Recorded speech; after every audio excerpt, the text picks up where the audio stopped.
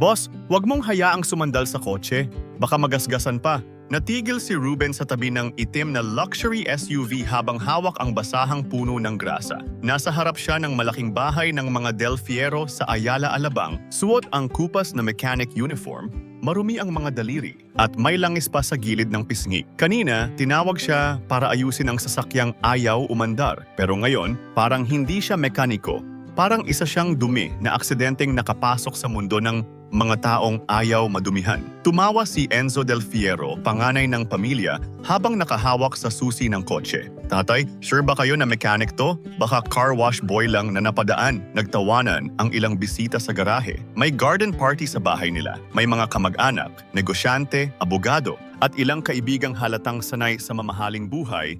Si Ruben, nakayuko lang, pinupunasan ang kamay sa lumang towel. Hindi siya sumagot, hindi dahil wala siyang kayang sabihin, kundi dahil may dala siyang lihim na mas mabigat kaysa lahat ng pangmamaliit nila. Sir, kailangan po buksan ang hood, mahinahon niyang sabi. Mukhang electrical issue po. May naririnig akong click pero walang crank. Umirap si Enzo. Wow, may terms. Impressive. Lumapit si Doña Beatrice Del Fierro, ina ni Enzo, eleganteng babae na suot ang mamahaling alahas at manipis na ngiting sanay magpahiya ng hindi nagtataas ng boses. Ruben, tama ba? Pakibilisan, may guest kami at pakiingatan ang floor. Ayokong may grasa sa driveway. Opo ma'am, sagot ni Ruben. Habang binubuksan niya ang hood, may isang matandang lalaki sa balcony ang tahimik na nakatingin sa kanya. Si Don Gregorio Del Fierro, ang patriarka ng pamilya. May sakit na ito, naka-wheelchair, pero matalas pa rin ang mata. Matagal niyang tinitigan si Ruben, parang may inaalalang muka mula sa lumang panahon.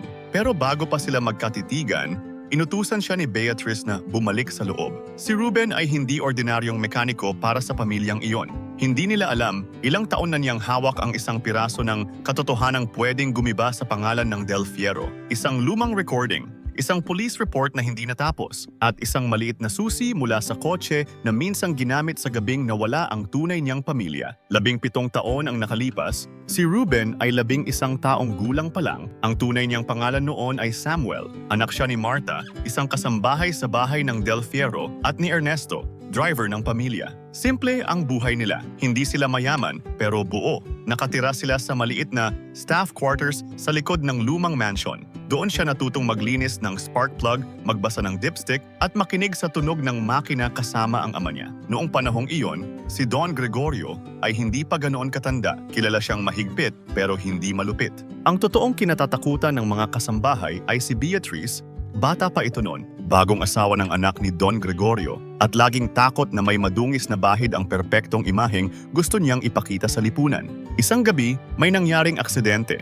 Isang sasakyan ng Del Fierro ang nakabangga ng isang tricycle driver sa madilim na bahagi ng Alabang Zapote Road. Ang sabi sa balita, hit and run. Ang sabi ng pamilya, ninakaw daw ng driver na si Ernesto ang kotse at tumakas. Kinabukasan, wala na si Ernesto. Ilang araw pagkatapos, namatay si Marta sa stress at takot habang hinahanap ang asawa. Si Samuel, na bata pa noon, dinala ng isang tiyuhin sa Cavite at pinalaki bilang Ruben. Mula noon, ang apelidong Del Fierro ay naging sugat na hindi niya mabanggit, pero may hindi alam ang lahat. Noong gabing iyon, nagtago si Samuel sa likod ng garahe dahil gusto niyang sunduin ang ama niyang late nang umuwi. Doon niya nakita si Enzo, bata pa pero lasing na lasing. Bumaba mula sa kotse, nanginginig, habang si Beatrice ay sumisigaw sa phone. Narinig niya ang sinabi nito, "Hindi pwedeng malaman ni Gregorio, sabihin ninyo si Ernesto ang nagmaneho. Siya ang driver. Siya ang isisisi." Hindi niya naintindihan lahat nun, pero naalala niya ang mukha ng ama niya nang dumating ito.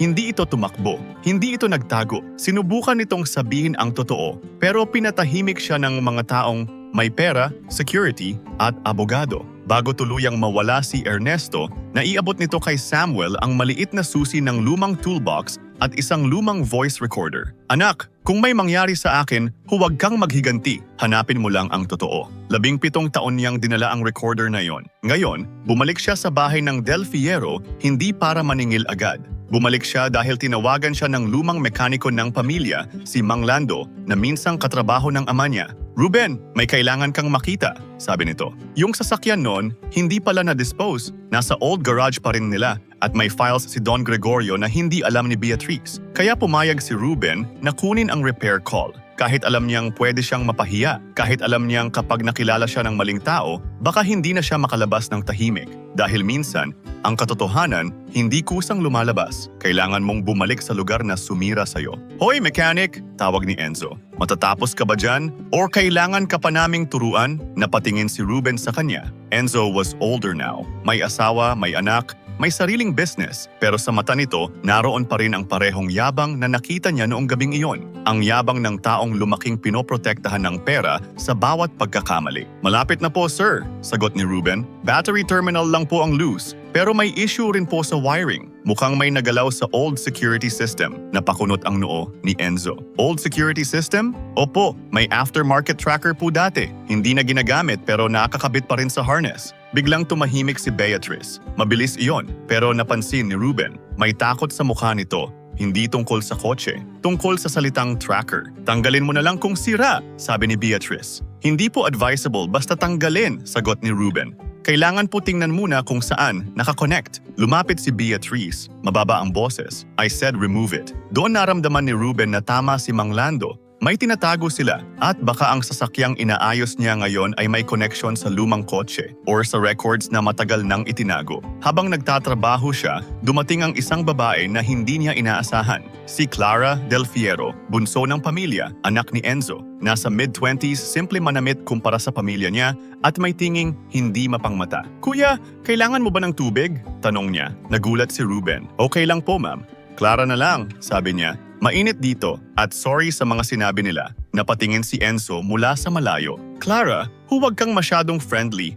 Mechanic yan. Tumingin si Clara sa ama niya. Exactly. Mechanic siya, hindi siya basura. May katahimikan sa garahe. Si Ruben, hindi alam kung ngumiti o umiwas. Sa unang pagkakataon sa buong araw, may isang Del Fiero na tumingin sa kanya bilang tao. Pero hindi iyon sapat para burahin ang lahat. Matapos niyang mapaandar ang SUV, tinawag siya ni Beatrice. Magkano? Sinabi ni Ruben ang halaga. Napatawa si Enzo. Ang mahala, akala ko pang talyer lang rate mo. Kinuha ni Beatrice ang pera, pero bago iabot, tiningnan niya ang kamay ni Ruben. Next time, ayusin mo itsura mo bago pumasok sa bahay ng ibang tao. Hindi porke kailangan namin ng serbisyo, pareho na tayo ng lugar. Hindi kinuha agad ni Ruben ang pera. Tumingin siya sa kanya ng diretso. Ma'am, minsan po mas marumi ang kamay ng taong hindi humahawak ng grasa. Nagbago ang mukha ni Beatrice. Si Enzo naman ay lumapit. Ano sabi mo? Tahimik si Ruben. Kinuha niya ang bayad at tumalikod.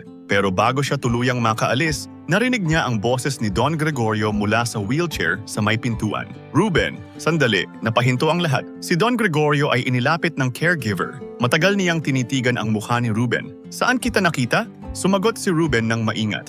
Baka po sa talyer, sir. Umiling ang matanda. Hindi, sa mata. Kilala ko yang mata. Naninikip ang dibdib ni Ruben. Gusto niyang sabihin, apo ako ng driver ninyong sinira ng pamilya ninyo.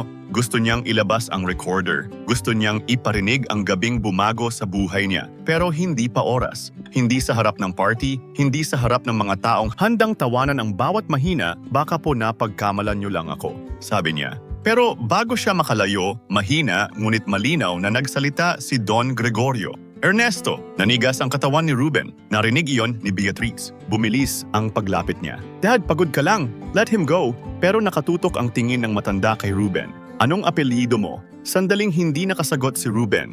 Pagkatapos, mahinahon niyang sinabi, Mendoza po. Iyon ang apelyido ng tiyuhing nagpalaki sa kanya. Hindi kasinungalingan, pero hindi rin buong katotohanan. Umalis si Ruben sa bahay na iyon na mas mabigat ang dala kaysa pagdating niya. Kinagabihan, pinuntahan niya si Mang Lando sa lumang talyer sa Parañaque. Nandoon ang matanda, nakaupo sa tabi ng lumang toolbox, hawak ang kape. Nakita ka ni Gregorio? Tanong ni Mang Lando. Opo, sinabi niya pangalan ni Papa. Napabuntong hininga ang matanda. Ibig sabihin may naaalala siya. Bakit ngayon lang kayo nagsalita, Mang Lando? Tanong ni Ruben. 17 taon. 17 taon kaming pinaniwala ang kriminal si Papa. Napayuko si Mang Lando. Dahil duwag ako. Dahil may anak akong pinapaaral nun. Dahil pinagbantaan kami. Dahil ang mayaman, hindi lang pera ang hawak. Hawak nila trabaho mo, bahay mo, minsan pati takot mo. Nanginginig ang boses ni Ruben. At si Papa ang nagbayad sa takot nyo. Tumango si Mang Lando. Oh, at walang araw na hindi ko pinagsisihan.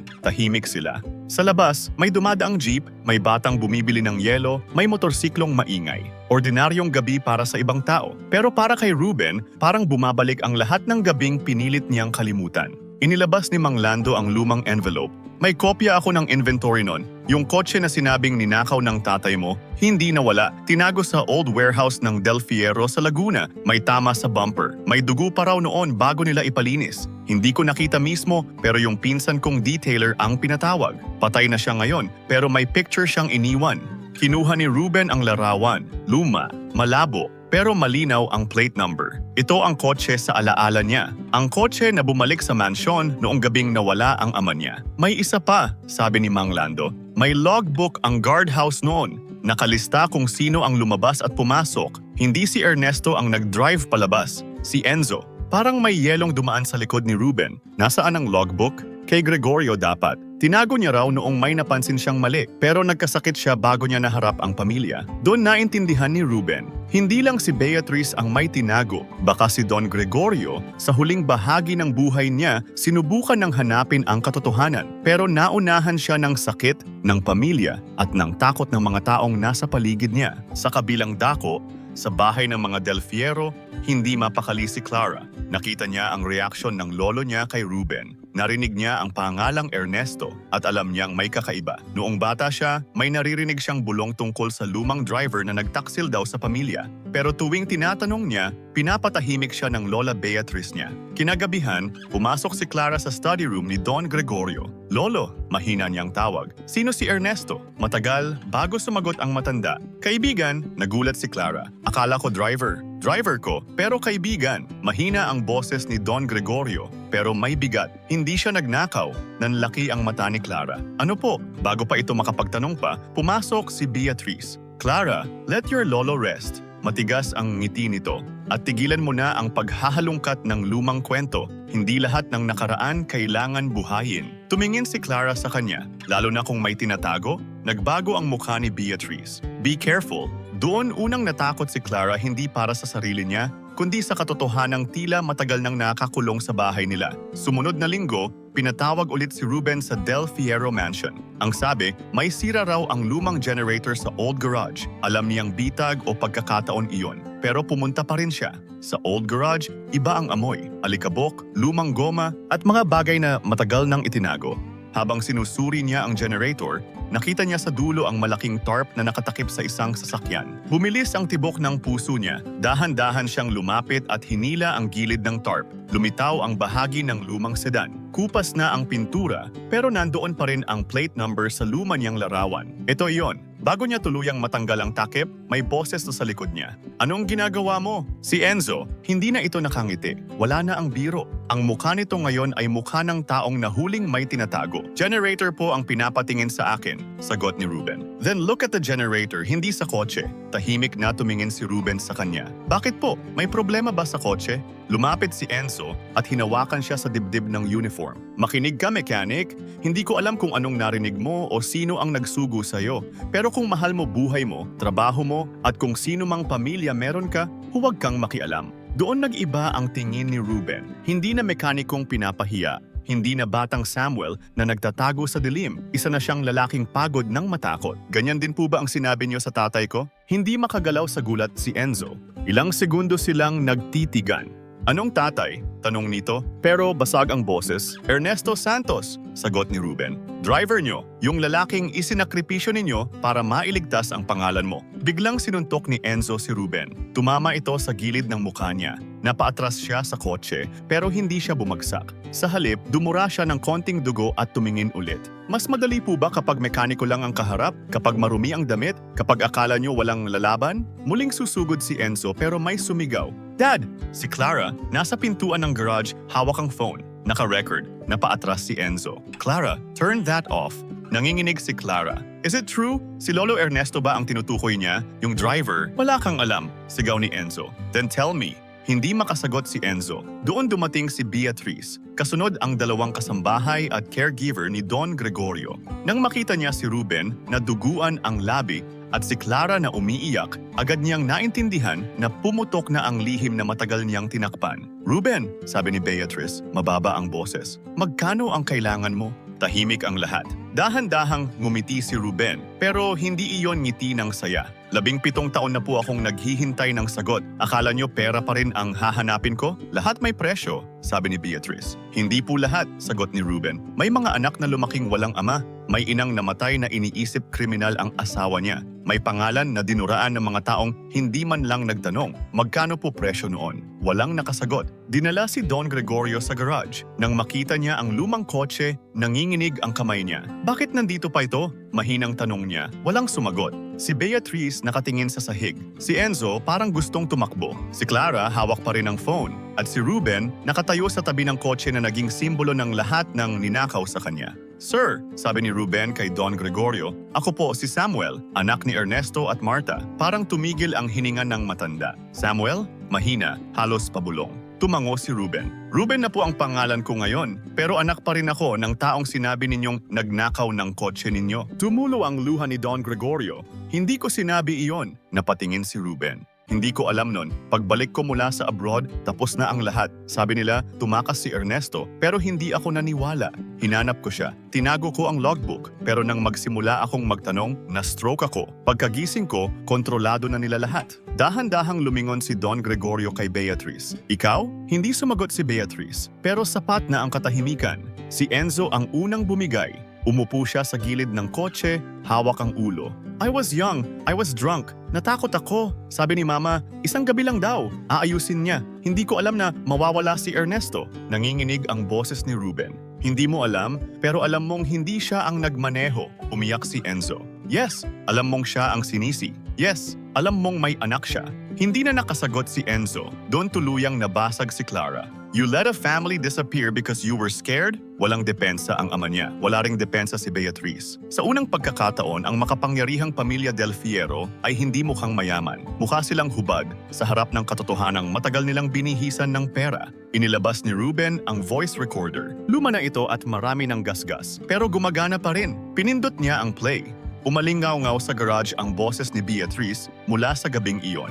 Mas bata, pero malinaw. Sabihin niyo si Ernesto ang nagmaneho. Siya ang driver. Siya ang isisisi. Sunod na boses si Ernesto. Ma'am, hindi ako papayag. May pamilya ako. May anak ako. Tapos boses ni Enzo umiiyak. Ma, may namatay ba? At huling boses ni Beatrice. Manahimik ka. Kung hindi natin ito aayusin, mawawala lahat sa atin. Nanginginig ang buong katawan ni Ruben habang pinapakinggan iyon. 17 taon niyang dala ang recording, pero ngayon lang niya ito pinatugtog sa harap nila. Hindi para manakot, hindi para magyabang, kundi para sa wakas, hindi na siya ang mag-isang may dalang bigat. Tahimik ang garage pagkatapos. Si Don Gregorio ang unang nagsalita. Call the lawyer. Napalingon si Beatrice. Dad, pag-isipan natin ito.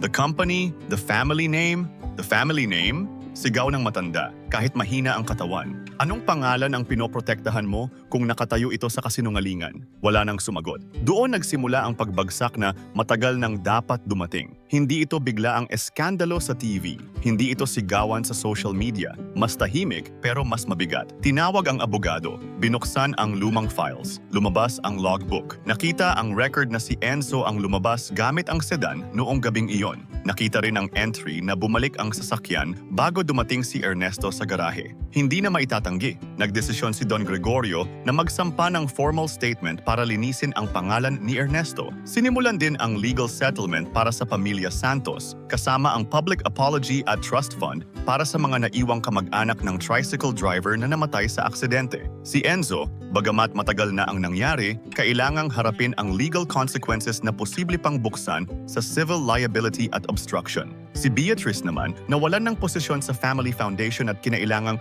humarap sa investigasyon para sa cover-up. Pero para kay Ruben, hindi pa rin iyon simpleng panalo. Kinabukasan, kumalat ang balita sa mga nakakakilala sa pamilya Del Fierro. Ang dating mekanikong tinawanan sa garahe, siya pala ang may hawak ng recording na nagbunyag ng lihim ng mayamang pamilya. May ilang taong gustong interviewin siya. May vlogger na pumunta sa talyer. May nag-alok ng pera para sa exclusive story. Pero tumanggi si Ruben. Hindi ito content, sabi niya. Buhay namin ito. Pinuntahan niya ang puntod ng ina niya sa Cavite. Matagal siyang nakatayo roon, hawak ang maliit na basahang ginagamit niya sa talyer. Mahina niyang sabi, hindi magnanakaw si Papa, alam na nila? Umihip ang hangin sa paligid. Walang sumagot pero sa unang pagkakataon, parang hindi na mabigat ang katahimikan. Ilang araw matapos iyon, pumunta si Clara sa talyer ni Ruben. Simple ang suot niya, walang driver, walang bodyguard. Nagdala siya ng envelope pero hindi niya agad inabot. Hindi ako nandito para bilhin ang forgiveness mo, sabi niya. Gusto ko lang humingi ng tawad. Hindi ko kasalanan ang ginawa nila nun pero nakinabang ako sa pangalang pinrotektahan ng kasinungalingan. Tahimik si Ruben habang nililinis ang makina ng lumang jeep. Galit ka ba sa akin? Tanong ni Clara. Tumingin siya rito. Hindi, pero kapag galing ka sa pamilyang nanakit, kailangan mong maintindihan na hindi sapat ang hindi mo ginawa. Minsan, kailangan mong piliin kung ano ang gagawin mo pagkatapos mong malaman. Tumango si Clara. Kaya ako nandito, gusto kong tumulong sa trust fund ng pamilya ng biktima at gusto kong ako mismo ang maglabas ng statement, hindi yung PR team. Gawin mo dahil tama, sabi ni Ruben. Hindi dahil gusto mong gumaan pakiramdam mo. Tinanggap iyon ni Clara. Sa unang pagkakataon, nakita ni Ruben na may isang Del Fiero na handang humarap sa dumi, hindi magtago sa pabango. Dumating din si Don Gregorio sa talyer isang hapon, naka-wheelchair kasama ang caregiver. Nang makita siya ng mga mekaniko, tahimik silang nagtinginan. Ang dating makapangyarihang negosyante, ngayon ay matandang lalaking may dalang bigat ng pagkukulang. Samuel, sabi niya, Ruben na po ako ngayon. Mahinahong sagot niya. Tumango ang matanda. Ruben, pinatawad mo ba ako? Hindi agad sumagot si Ruben. Pinunasan niya ang kamay niya, pero kahit ilang punas, may bakas pa rin ng grasa sa kuko niya. Hindi ko pa alam, sir. Tumango si Don Gregorio. Tama lang. Pero salamat po sa paglabas ng totoo, dagdag ni Ruben. Late na? Opo, sagot ni Ruben. Pero mas late kung hindi pa rin ginawa. Tumulo ang luha ng matanda. Your father was a good man. Doon unang nanginig ang boses ni Ruben. Alam ko po, pero dapat narinig mo iyon mula sa amin noon pa. Hindi sumagot si Ruben dahil totoo, may mga katotohanang kahit lumabas, hindi na kayang ibalik ang nawala. Hindi na babalik ang ama niya. Hindi na babalik ang ina niya. Hindi na babalik ang batang Samuel na natutulog noon sa staff quarters. Naniniwalang ligtas ang mundo kapag kasama ang magulang. Pero may mababalik pa rin. Pangalan, dignidad, kapayapaan. Lumipas ang ilang buwan. Sa lumang talyer ni Ruben, may nakapaskil na maliit na framed document. Hindi certificate ng yaman, hindi award, kundi official statement na nagsasabing walang kasalanan si Ernesto Santos sa krimeng matagal na ibinintang sa kanya. Sa ilalim nito, may lumang litrato ng kanyang ama nakangiti habang nakahawak sa manibela ng lumang kotse. Maraming customer ang nagtatanong, Sir Ruben, tatay niyo po? Ngumingiti siya. Oo, driver at mekaniko din sa puso. Siya nagturo sa inyo? Oo, sagot niya. Siya nagturo sa akin na pakinggan ang makina at pakinggan din ang taong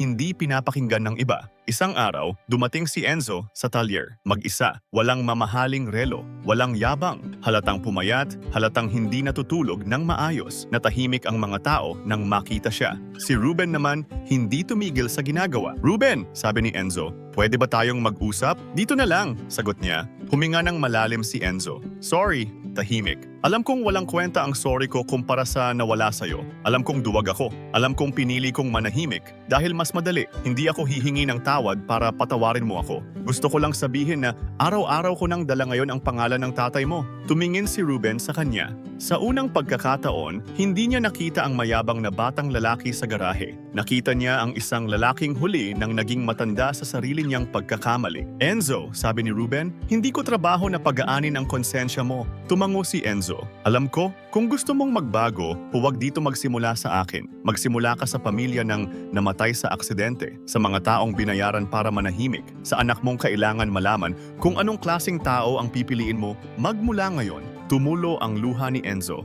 Gagawin ko, gawin mo kahit walang nakakakita. Umalis si Enzo nang walang kasiguraduhang napatawad siya at iyon ang unang tamang parusa. Ang mabuhay ng hindi mo kontrolado kung kailan gagaan ang loob ng taong sinaktan mo. Sa kabilang banda, unti-unting nagbago si Clara. Nagbitiw siya sa ilang ceremonial positions sa Family Foundation at ginamit ang sariling pera para suportahan ang legal aid para sa drivers, kasambahay at workers na naagrabyado ng mayayamang employer. Hindi niya ginawang publicity, hindi niya inilagay sa tarpaulin ang pangalan niya. Natutunan niya mula kay Ruben na ang tulong na may camera minsan nagiging negosyo rin ng konsensya. Isang hapon, bumalik siya sa talyer at nakita si Ruben na nagtuturo sa isang batang mekaniko kung paano makinig sa tunog ng makina. "Huwag mong madaliin," sabi ni Ruben sa bata. "Kapag may mali, maririnig mo kung marunong kang makinig." Napangiti si Clara. Parang tao rin. Tumingin si Ruben sa kanya. "Oo, kaso mas madalas nating pakinggan ang mas maingay kaysa yung tahimik na nasisira." Hindi na sumagot si Clara dahil alam niyang hindi lang makina ang tinutukoy niya. Sa dulo, hindi naging mayaman si Ruben dahil sa katotohanang hawak niya. Hindi siya biglang naging tagapagmana. Hindi niya ginamit ang recording para maningil ng sobra. Tinanggap niya ang legal na dapat sa pamilya niya, pero hindi niya ipinagbili ang kwento nila sa kahit sinong gustong gawing palabas ang sakit. Mas pinili niyang ayusin ang talyer, paaralin ang mga bata na gustong matutong magmekaniko, at ipagpatuloy ang pangalang minsang sinubukang burahin. Isang gabi,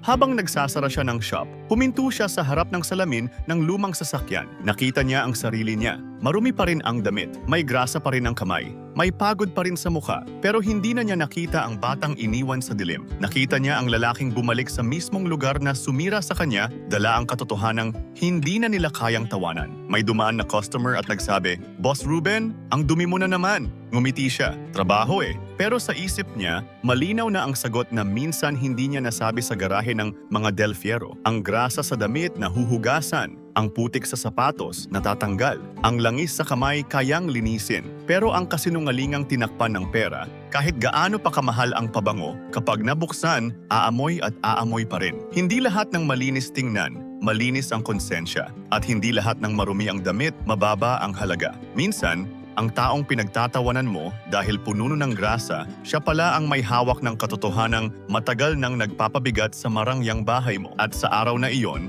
hindi na kailangang isigaw ni Ruben kung sino siya dahil ang katotohanan mismo ang nagsalita.